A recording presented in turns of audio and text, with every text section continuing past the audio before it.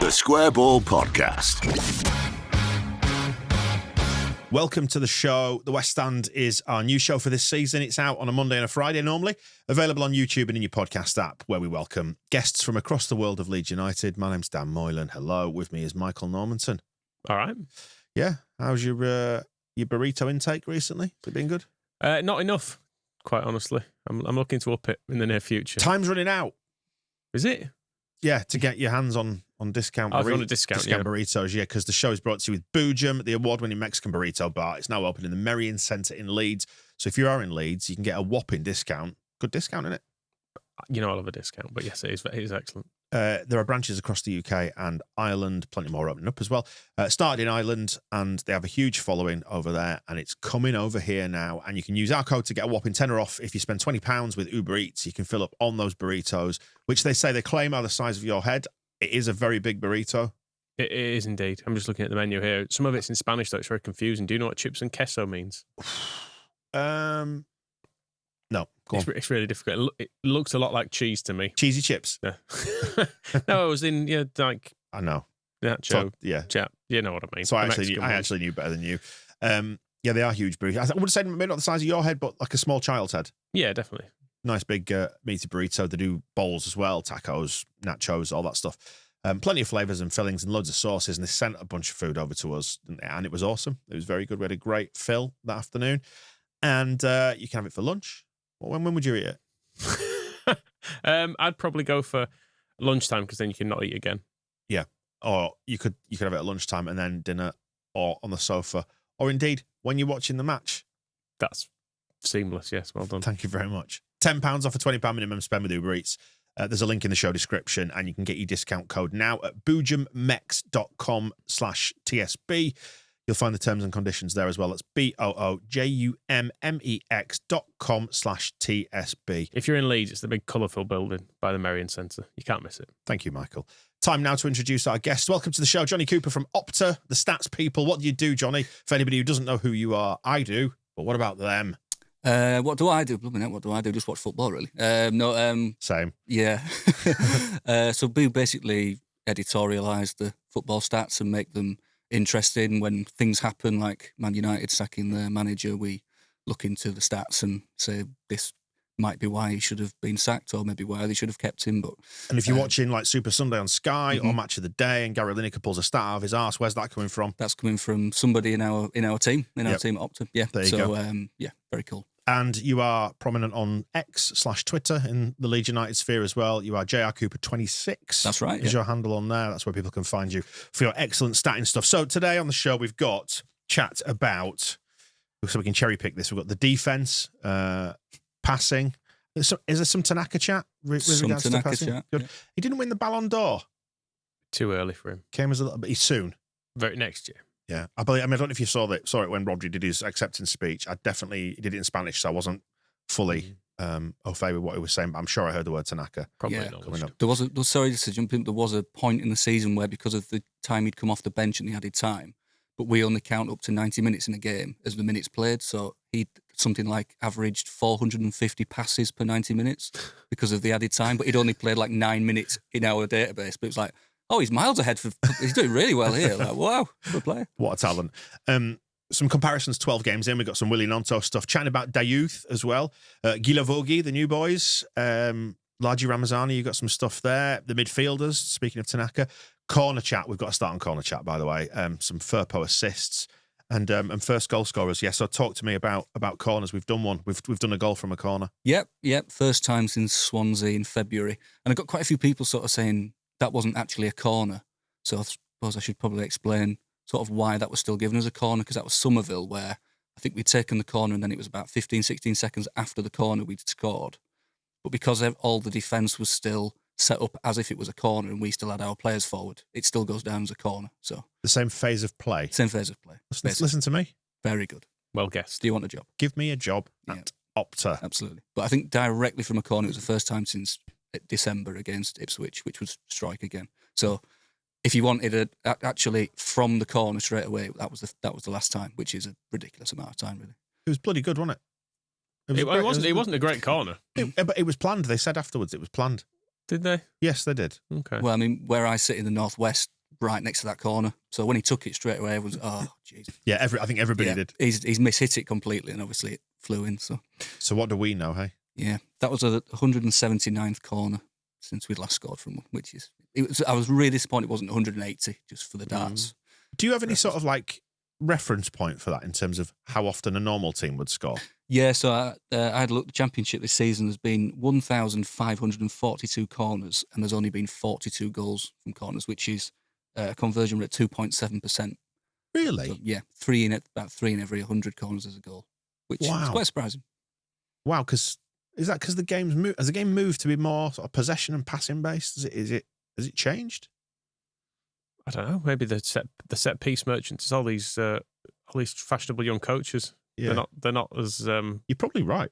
Like Warnock's not there anymore, is he? Not quite as geared up for the play for your set pieces, win your battles, second balls, all the kind of traditional championship-y stuff. All young and trendy now, isn't it? Yeah, I mean, I've noticed alongside that, there's far less physicality. Like, for example, Sheffield United, I expected to give us a bit of a kick in. Yeah. But they felt a lot more passive than that, which surprised me, given what we saw from Wilder's, first iteration of Sheffield United pre us going up, where they gave us a good going over. Well, I mean, I was looking at, like, we've obviously got not a great record from corners. That was the only goal we scored this season from corner. But I was looking, the two Sheffield clubs, funny you should mention, have taken 160 corners between them this season, not scored from a corner. Sheff Wednesday 90, Sheff United 70. I think in this day and age, we've got to call it all woke, haven't we? Is that not what everyone does? So. Yeah. I believe so. Football's gone woke. That's a woke nonsense. Yeah. But did you say about 3% of corners should go in then? So we are still lagging. Oh yeah, definitely. Yeah, so we are still quite spectacularly bad at them. Definitely. I mean, there was this. I know you were chatting about it on a show recently. How many of our last 300 goals have been from set pieces? So what was the guess? Sorry to put you on the spot. So it should have been. I can't remember. So according to your numbers, if we apply the corners and set pieces are different than corners. Obviously. All right, but if you apply the corners maths, it should be at least 8 or 9 there. I mean, Gruev scored. He will be one of them. Yeah, so 300 goals goes back to the 5-0 against Stoke in the behind closed doors. Wow. Okay. So that's right. The first goal in that game was a penalty. That was a pitch penalty. Right. So since then, 300 goals. I'd be maybe 3%. 2. 25% have been from set pieces. That's a lie. Sorry, Johnny, you're lying to us. Why have you come in here and done this? 21 have been penalties. Johnny's gaslighting us, everybody. Okay, penalties. All right, so taking penalties out. But 43 corner goals in that time. They're surprising, but it's true. I promise. Maybe we've just been, like, I don't know, the memory's been corrupted because it feels like it had been ages since, Were we temporarily good at corners under Marsh? I think we did. Cooper definitely scored a few from corners. I'm sure. I mean, direct free kicks is a pathetic 4 out of 300. So maybe like there's been some analysis recently that suggests that people are moving away from sort of the tiki-taka kind of Guardiola influenced model towards somewhat different. All right, so that's the extent of my analysis. But football's moving away from sort of the Guardiola model. Maybe that's the next trend. We go back to like sort of Charles Hughes, whatever it was called, like lumping it forward, big bastards, 2 up front, 4-4-2, just pumping it in the box, football. Well, we had Allardyce for 4 games, which I don't like to remember really, but we scored two of those 300 goals have been from throw-ins, and one of those was under Sam Allardyce. So I think if we'd have had him in, it would have been higher than 25%. If only 300. If only we had Rafinha there still to lob those throw-ins. That was the one thing that we did discover from Allardyce, is that McKennie was useful for long throws, if nothing else. That was it. That was the goal. Yeah, for Rodrigo. That was the goal. We were denied, weren't we? Didn't have to run too far, did he? No, it's only a few yards, which was nice, and he could wang it pretty well. There were some great clips of Allardyce in that 4 games of just screaming at the players to get in the box, like Stroik. I can't remember which game it was now. He was just absolute, like nearly bursting a blood vessel on the touchline. Just get in the box. Well, speaking about style, so you were talking about passing. We are now obviously a passing machine with our Japanese prince in midfield. That is true, yes. So we are top for successful passes, second for average possession in the championship. Tanaka's got a big part to play in that. Only 4 midfielders completed more passes in October in the championship than Tanaka, and 2 of them used to play for Leeds. Is one of them Neil Kilkenny? It should be. What a player. He liked a pass and a point, didn't He he? did. They both played in 2016-17, but very briefly. One of them had been here a bit before that and did quite well. Connor Shocknessy. No. Oh, championship. I was going to say Lewis Cook. No. It's Matt Grimes Right. and Oh, Alex wow. Mowat. 406 okay. passes. But yeah.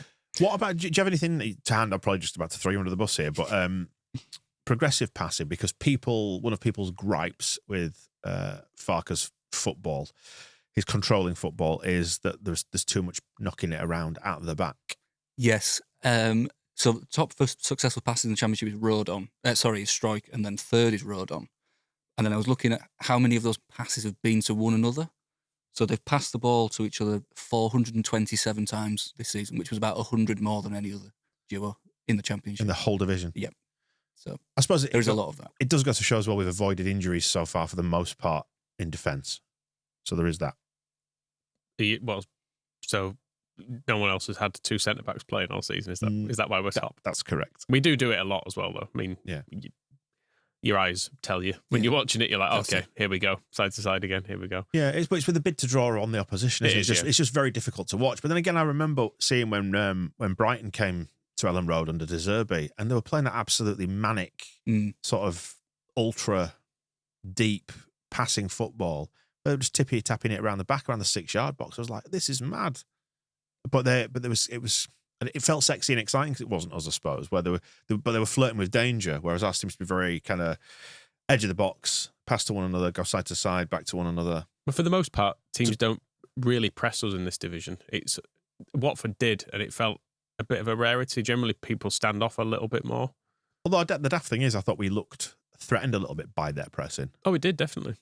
Yeah, particularly the start of the second half where it just looked like we were playing at a different pace to them for 15 minutes. That's been the toughest game to watch, I think, this season, because they really did have us on the rope for about 15 minutes, and then it was like, let's just ride this out. And then once we rode it out, I don't think they really threatened much the last half an hour, but it was a worrying 15 minutes, I think. Yeah, it was really informative when we spoke to Tony DeRigo when he came in last week, actually, and he was just saying, under those circumstances, when it's not quite working for you, you just make sure you don't concede.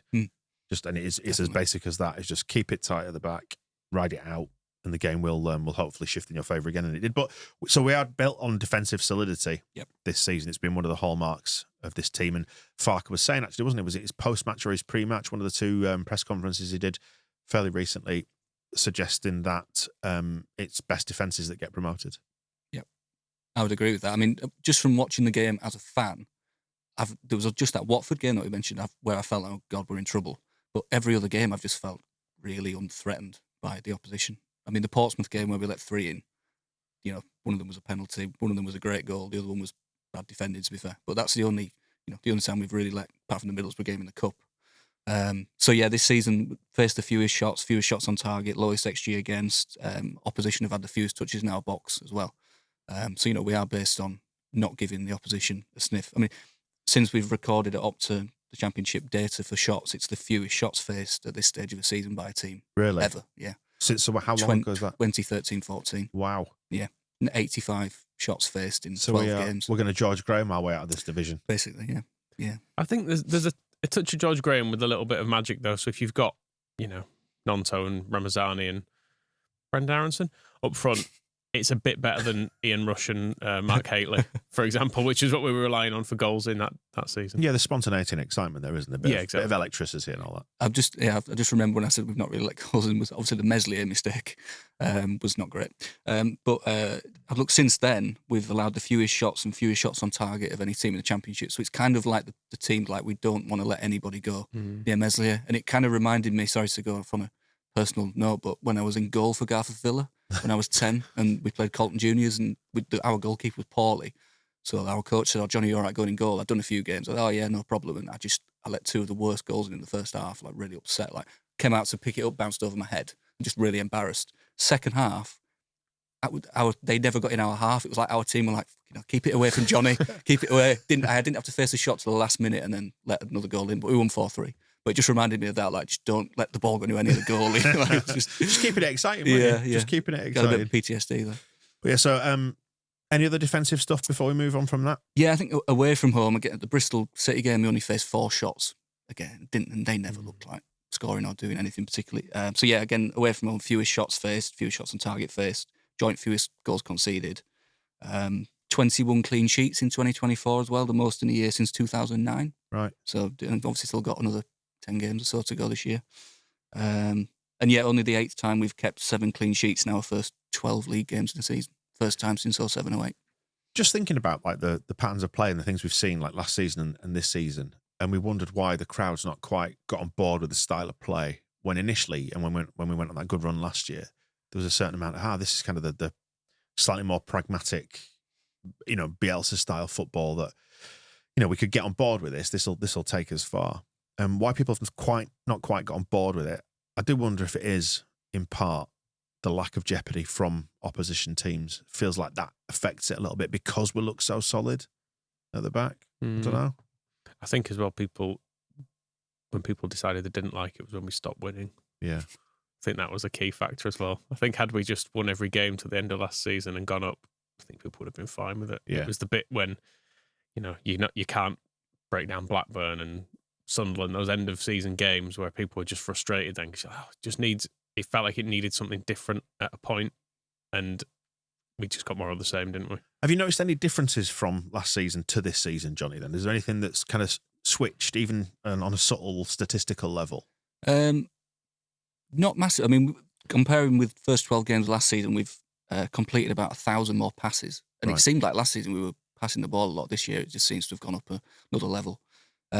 Looking at the Bielsa team, when we got promoted after the first 12 games, we've actually had more shots on target this season than we did that season in the first 12 games, which is quite surprising, and faced a lot fewer shots as well. So it's sort of like looking at the stats, and obviously stats can tell you anything what you want to know, but it is surprising when you think, people I don't think they find it dull to watch. I don't know if you said it was dull to watch sometimes, like the football we're playing this season. But it's not as swashbuckling as that team, I guess. So but the stats actually say we are doing very similar numbers. Yeah, it's interesting, like having seen Man City play in the Champions League, and having seen a couple of those games, and the crowd there is exactly the same. They've got such an element of control. It's just kind of just sit there and just passively watch it all. There's very little excitement. It's almost like just, I suppose, strangling the opposition. Yeah, to a certain extent. But for them, it works all the time because they can obviously afford to spend £50 million on every player in every position. But then again, people in the Championship look at our squad and go, well, that's not very fair. They've got Nonto, they spent 12, 13 on Ramazani. Now, these are not, we've got Brendan Arrington, who's 25 million quid. These are not Championship level players. Everyone else is dropping 3 million quid on their big summer signing. Yeah. And we are, admittedly, because we sold a huge amount of players too, but, we do have a depth and a quality that most people don't. Yeah, but then I suppose that's the stick that people use to beat Farke with as well, and saying, well, with the quality we've got, we should be sweeping teams aside. But speaking of Willie Nonto, what have you got on young Wilfried? Yeah, I think he's really stepped up. Obviously, last season it was like Somerville and Ruter were doing a lot of really good numbers in the stats, and this season he's top for shots, second for shots on target, top for dribbles, top touching the opposition box, top for fouls won, top for assists, and joint top for goals and assists. And all those stats were basically Somerville and Ruter last season. He's come in now and he's basically doing not their job, but does feel like he's the guy we look to now to make things happen. I think the youth calls it main character energy these days, don't they? He's having the season I thought he'd have last year, because I think when we did a prediction show at the start of last year, I think I backed him for Player of the Year, and then I think within 3 days he was on strike, and it was like, oh, well, maybe not this year.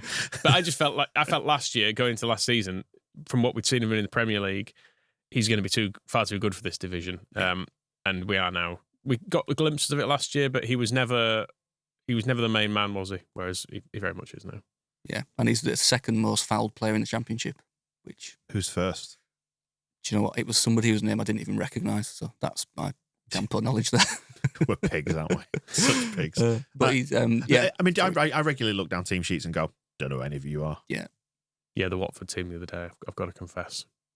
Hell of a mystery to me. Like we were saying about corners, teams not scoring from corners, a lot of those were like the old grizzled Champo Menu, Greg Halford, people like that. And now they just don't exist. Like we were saying about Liam Cooper, I think Dallas was saying on that podcast, he couldn't get a team in the Championship because he's too old, because they want younger players now. So they're getting phased out.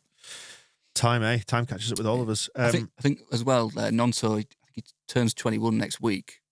and he's made 85 appearances, which is the most by a Leeds player before turning 21 since Lewis Cook Wow. about 10 years ago. I sometimes forget how young he is because he's been a full international and because we've had him in like a couple of years now.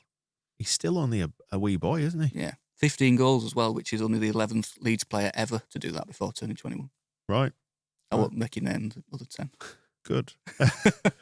Hit me with some Ramazani knowledge then, because he looked like a bright spark until he sustained his injury. He just felt like he was just properly finding his feet, and we were seeing a little bit of the old flair there. Well, Ramazani, this is going to be a quiz for you tonight, actually. Right, okay. So we are into the quiz. So, I mean, Ramazani, I love just on a fan level. I think he's probably my favourite player to watch now. Every time he gets the ball, it looks like he's going to make something happen. Obviously, got bloody injured, which is a shame. So he was the 13th player since the Second World War to score for Leeds with a Z in his name. Right. Just name us those other 12 players. Oh, wow. It's a good pub quiz question, I think. Players with Zs in a name. There'll be people now listening to this and watching this screaming. First and second name as well. There are some recent ones that are... Right. We might have to think about that as we go. Yeah. Rather than just sit here in silence for 10 minutes while we work it out. Pablo Hernandez. Some other Dezes. There must be some. Ramon Nunes. Ramon Nunes, he's on the list. Um, Got a guy who scored a hat-trick on his debut. Cal Schutt. Schuts. Cal Schutz, yeah. Nice modern reference to the kids there. German international. Saiz. Oh, very good. You're gonna have to pick up your end of the couch soon, Danny. I'm going alone here. Pivot. We've got a guy who stuck his fingers up at the cop in the 80s. Mark Hazelwood. Hazelwood. Of course. I feel like there must be more of the auto landfill. There's got to be. Tumenizukov, or whatever his name was. Did he score? He didn't score. Oh, he didn't score, did he? Sorry, I just was proud to have remembered his name, even if I completely butchered the pronunciation of it. There's a couple of Bielsa players here who played a lot under Bielsa. In fact, one player who played the most under Bielsa. Click. Is that Mateus? Yeah. Did Boga score? He didn't, unfortunately. Oh. Got 2016-17 loanee from Spain who scored at Birmingham. Oh, yeah, him. That lad. The left-footed guy. Yeah, that's him. Played in the Europa League final. Alfonso Pedraza. That's there it. he is, yeah. Got half of them now. We're doing well. Got a guy who scored the first ever championship goal in 2004-05. Fraser Richardson. Fraser, right, yeah. A centre-half who was one of the many... Zaliukas. No, one of the many loanees in 03-04. Oh, Zoumana Kamara. Wow. Oh, that's cheating though, because he's got it at the very start. I was thinking. Oh, is that not allowed? No, I was thinking it would be at the end of the word. Oh, we'd got it otherwise. Yeah. There's another left-sided player under Bielsa whose first name has a Z in it, but people used to call him by a different first name and never used to use his actual name. Oh, Alioski. Yeah. Ezcan. Yeah. Would never have got that. I think there's just three more. 3 more to go. There was one who played in the game we got promoted against Bristol Rovers. He was on loan. Came back on loan the season after. Oh, Sanchez what? Sanchez what? I've just had to unfollow Sanchez what on Twitter because really? He's just. Has he gone Arsenal fan TV, hasn't he? He's just relentlessly posting boring shit about Arsenal. I'm like, sorry, Sanchez. I appreciate what you did that season, but come on. Yeah. There's no conspiracy here. We've got there's 2 more. One of them was Brian Clough's one of his only signings. Bit of a maverick. I think he used to jump over a mini. Oh, Duncan McKenzie. Yeah. Then the last one played a little bit in the mid-90s. Late Wilkinson, early George Graham. I think he works at the club now. Paul Beasley. Works at the club now. Yeah. I think he only scored 1 goal. Defender / midfielder. Richard Jobson. Can you give us one more clue? First initial? His surname's C. Right. So AC. Andy Cousins. Andy Cousins. There you go. I did well there. Well done us with lots of prompting. Lots of clues there, but no, that was good. We've got to keep the pace, but I'd have sat here for 3 hours trying to think of those. Thankfully, on the audio version, we can just shorten all the silence. Exactly, get it all trimmed down. All the thinking time will go out, so we'll sound really intelligent. Where else were we? So we were talking about that was related to Laji Ramazani, weren't we? What about Junior Firpo? He's above Ramazani in my list, and he is the assist machine. Yeah, love the Firpo mug. Yeah, The Firpo mug. How may I assist you? Yep. Is that based on the assist stat that was going around Twitter? Basically, how may I assist you? I feel like that's. I think so. Are you taking credit? I'm for this mug? I'm just going to blow my trumpet there. Yeah, available now from thesquareball.net, along with lots of other stuff. In fact, when this comes out on Friday, have we got a load of new stuff?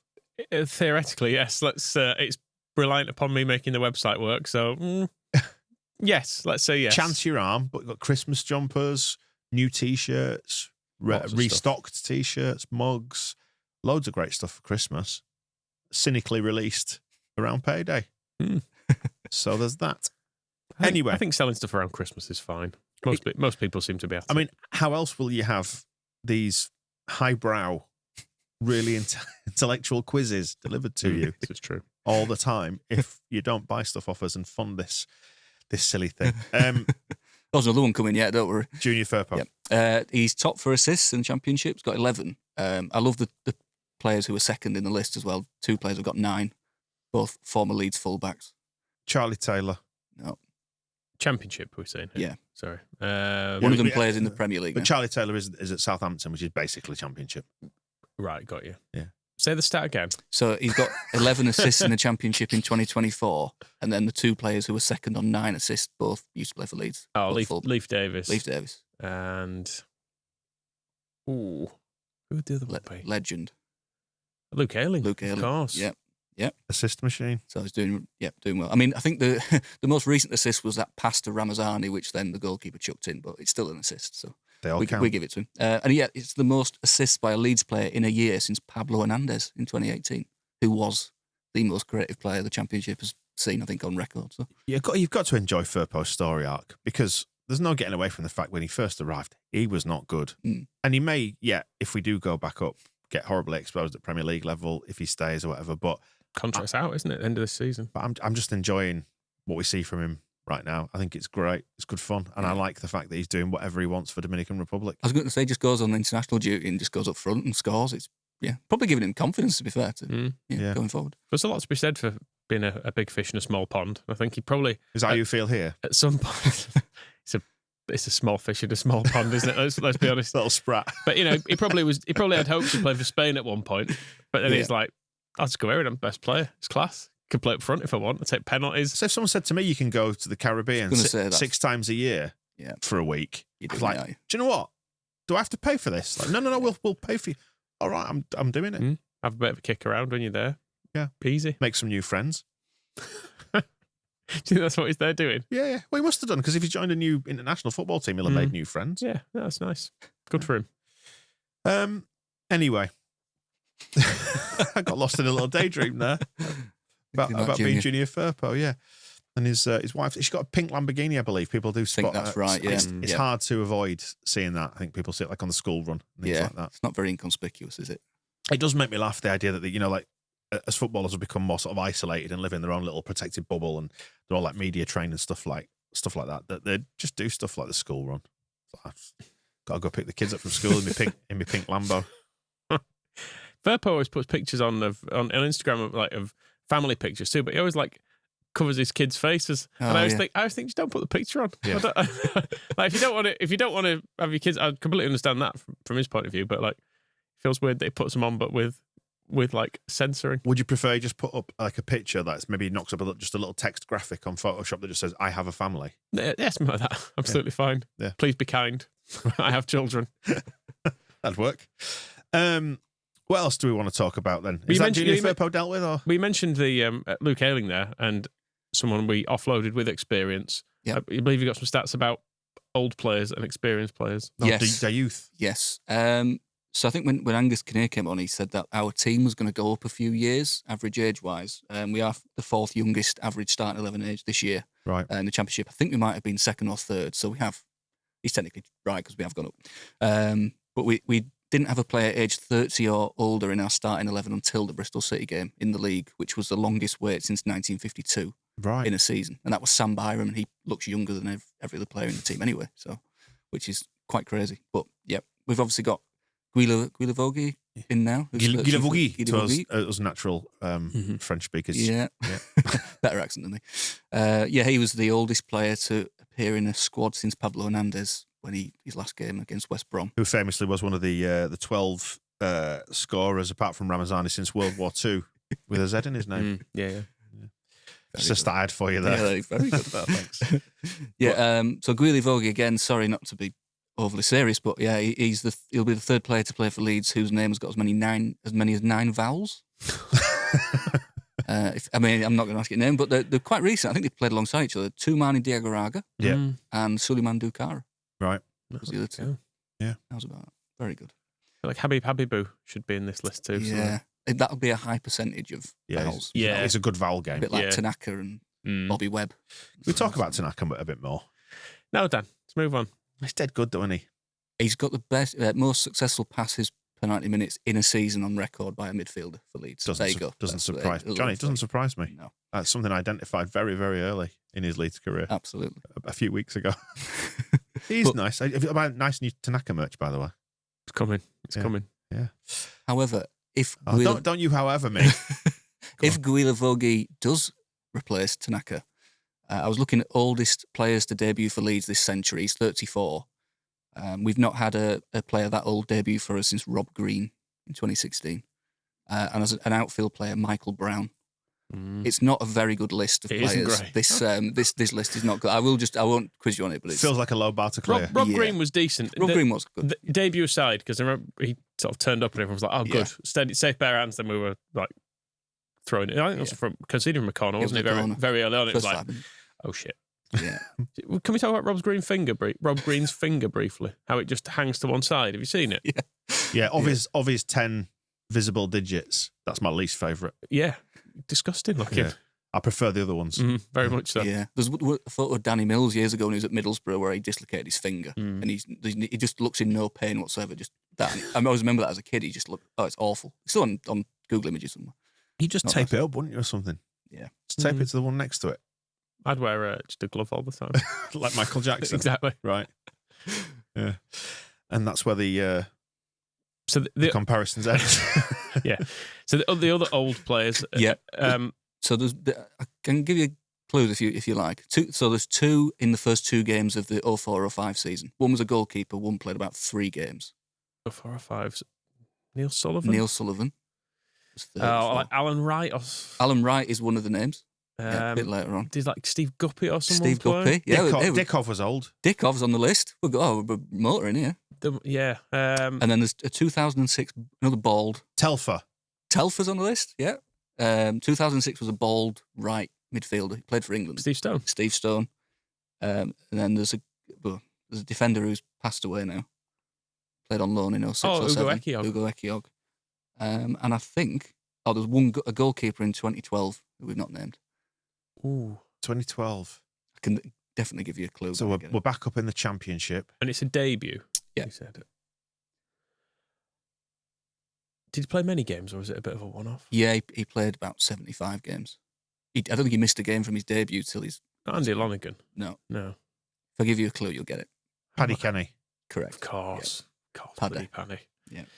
Kenny and Brown next to each other on that list is not nice. Hey, happy days, eh? Great times. I noticed Paddy Kenny once again addressing that picture on Twitter this week. It's not bothering him. It doesn't bother him at all. But every time someone ever mentions it to him, he'll retweet it and say, "This picture was taken the same day, and people have photoshopped this, and it's not fair." It's like, Paddy, it's fine. Let it go, mate. Let it go. It's fine. Let it go. First goal scorers is one of the things on the list that we've not tackled, have we? I think yet. Yeah. So 59 Championship games unbeaten when we scored first. I think every single time I've come on here, I've mentioned scoring first, so I needed to do it again. 153 drawn 6 since we lost to Derby in the playoffs.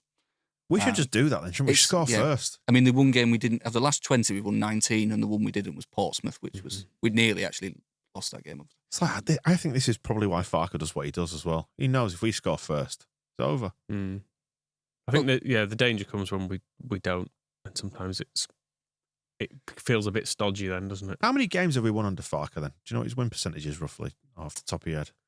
Is it loads? It's really good. Be. Yeah, it'd be the best probably in our. I was just stalling and buying your time, to be honest, while you thought of an answer there. we must have won nearly all of the games. Yeah. undoubtedly so. What was it like? 30 wins last season, I think it was. And we've won what? It's really nice winning games. I think we should just do loads of that. But going up is going to be potentially going up. If Wiki is to be believed, Not going to be as much fun. his, which I believe is where you go for all your stats, Jonny. Absolutely, yeah, all the time. 54.39% is win percentage. That's high. It is high. Is that the best? Yeah. I would imagine so, given that Yeah. it's at this level. You would. Yeah. thought so. Well, unless you're going to include Neil Redfern's spell in August to September of 2014. I do. Yeah. 75% then. You seen Neil Redfern recently? Uh, Him and Lucy Ward, the Posh and Becks of Pontefract? Not in a bit. I've seen Lucy Right. In Home Bargains. Not seen Neil for a bit. Mm-hmm. So I'll keep you updated. Thank you, mate.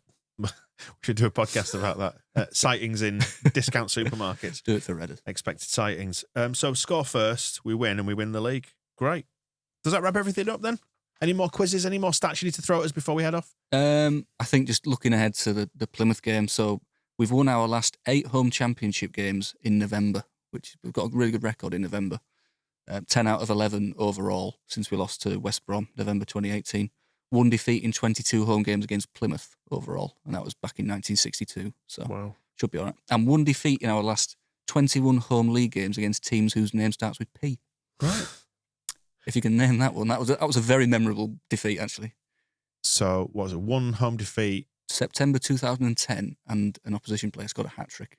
Oh, Preston. John Parkin. John Parkin. The 4-6. Bloody hell. You wouldn't think you could be 4-1 up and lose, would you? But it wasn't that surprising at that time. We really couldn't defend. Yeah. And we've scored a penalty in 3 of our last 4 league games against teams whose name starts with P. So give us a P. Portsmouth. Yeah. Plymouth? No. Oh, no. Got 2 against Preston last year. Preston. There can't be that many teams beginning with P, can there? Yeah, there was 2 against Preston. Is that Strike and Peru last season. Yeah, Peru last minute, I think. any more? Have we got them all? That's it, yeah. 3 out of 4. Well, that's good. So guaranteed 3 points then. Yeah, at the so if at the we don't weekend, blame me. on the basis of the record again. And they've still got Wayne Rooney in charge. Yeah, we were asking and hoping and praying for that, and they were they 3-0 down? They were 2-0 down and then 3-1 down in that game. And they clawed it back to 3-3. They did. Saved Yeah. on the line. Faced the most shots in the championship this season, so we should be dominating that game. Hopefully we win. I mean, you don't ever want to get ahead of yourself. You obviously have to get that first goal for a start, which obviously gives you the platform to build on. But I'd really like us to properly thump somebody, and if it could be anybody, if I could put a request in. Got him sacked last season, didn't we? So if we could do that again, Yeah. be nice. We just need him to keep returning. That's the thing. And will we see, obviously JB can't play, but Adam Forshaw potentially coming back. Sure, yeah. Yeah. Nice little reunion there. But yeah, I'd like to see us win. Just while we're dealing with previews, our mailbag, which is mailbag@thesquareball.net if you want to send us anything.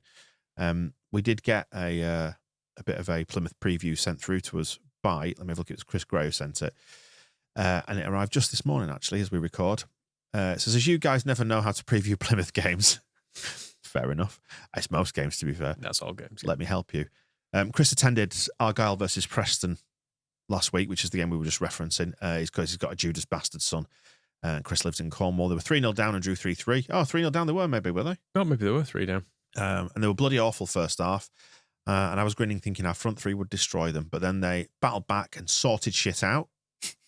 Expected shit sorting. Yeah. Mumba on their left, Andre Gray up top, Whittaker cutting in from the left, are all dangerous. So as a seasoned Leeds fan, I'm worried as we will probably go 2 up, sit back and draw 2-2. So in conclusion, give them an inch and they take a mile. We just need to keep attacking them. There you go.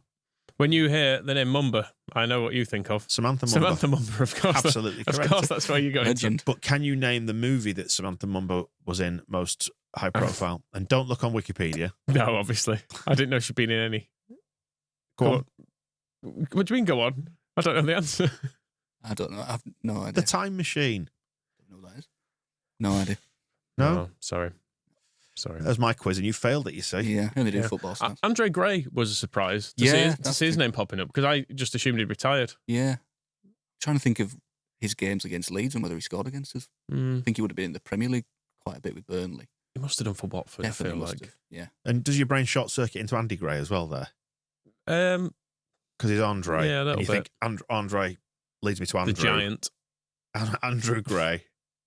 Yeah, okay, fine. No, I didn't to be honest. No. But no, I was just surprised to see that name cropping up again the other day. Great. You know, like, Good I chat, lads. just kind of assumed he'd given up. But Doesn't he go out with some different Little Mix? Is that right? Or he's married to some different Little Mix? Sorry, I've outed myself there. Is he married to Samantha Mumba? Is that the kicker? I think Perry in Little Mix is with Oxlade Chamberlain. Yeah. I'm sure Andrew Gray. One of the other ones. Yeah. Could have made that up. They expected Little Mix. XLM.